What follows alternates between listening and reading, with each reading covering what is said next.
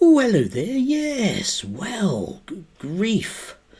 One is never, ever surprised at the monumental stupidity of the right wing of the Labour Party. Dear God.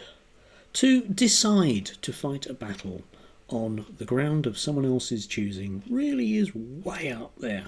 I mean, I'm not a great fan of maxims because they can always find ways round them, but there are certain hard and fast rules, especially in politics, you just don't do. So now we've conceded the ground. So, of course, what we'll have to do now is just talk about immigration, because we need to talk about immigration. Do need to talk about immigration. Let's talk about immigration. Talk about immigration. Talk about immigration.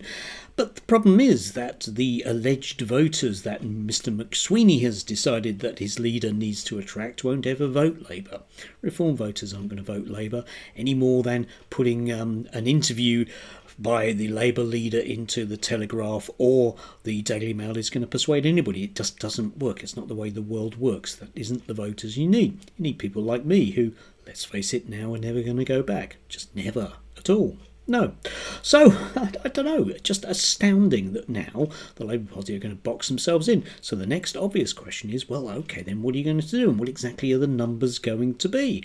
And they won't ever be good enough. I mean, we had this yesterday from Zia Youssef, which, I mean, is way up there. He's complaining about stupidity of people, and yet it's way up there with the stupids. Refusing to set a target on net migration because it hasn't worked before is one of the most comically stupid things any political leader has ever said. I really don't think it is, Zia. Well, most of the things that you say are quite comically stupid, but we often let that pass because you're astoundingly wealthy and we're not allowed to question you, are we?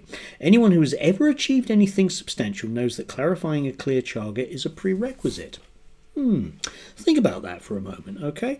Did you manage to get out of bed this morning? Did you set yourself a target? Was it a clear a prerequisite, a clear one? Oh, ridiculous nonsense. All instruments of state must be pointed at delivering it. Yes, so we need numbers, we need hard and fast numbers, which, of course, we can then beat you over the head when you don't achieve them. Well, I don't know. Will anybody actually apply the same things to reform? Well, of course not, because they are totally dominating the political landscape with their what are they now, 4 or 5 MPs?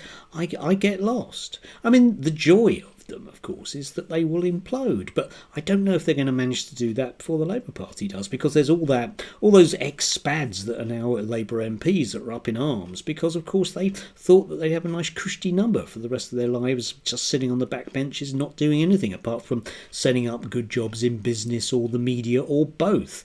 And now they're feeling slightly threatened that their glorious leader isn't being right-wing enough.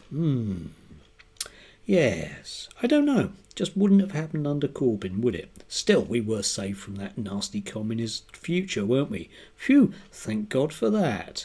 Anyway, do enjoy if you can. Remember, fine times ahead. Fine times ahead.